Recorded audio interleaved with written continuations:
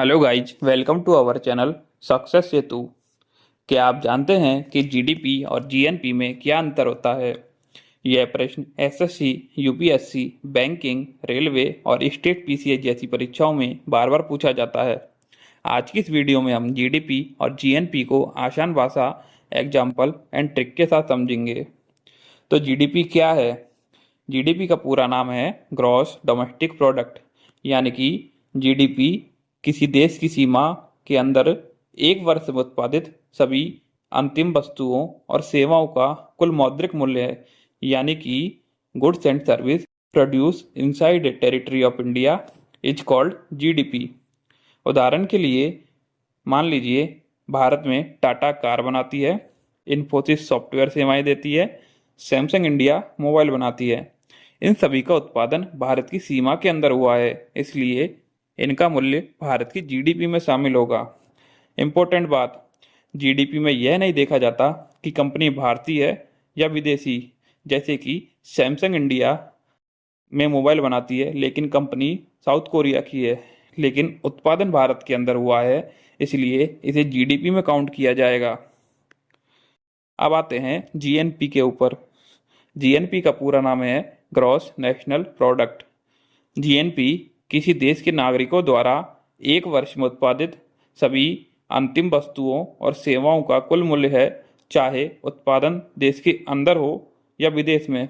इसमें यह ध्यान रखा जाता है कि उत्पादन देश के नागरिकों के द्वारा किया जाता है, चाहे वो भारत में रहकर किया जाए या विदेशों में रहकर किया जाए। उदाहरण के लिए एक भारतीय इंजीनियर अमेरिका में काम करता है और आय अर्जित करता है।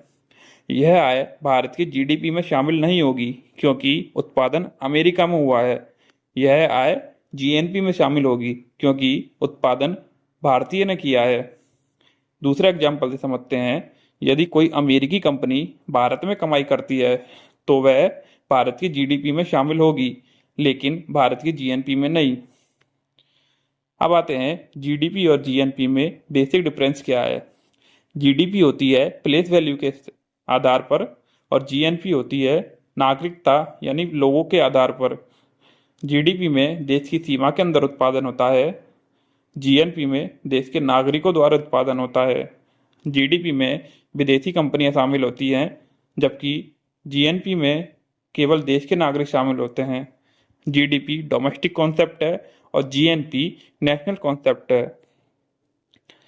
सबसे आसान ट्रिक यह है, जीडीपी को प्लेस से याद रखते हैं और जीएनपी को पीपल से यानी कि देश के नागरिकों से याद रखते हैं। अब हम जीएनपी को निकाल सकते हैं जीडीपी से। उसका फॉर्मूला होता है GNP equal to GDP plus net factor income from abroad.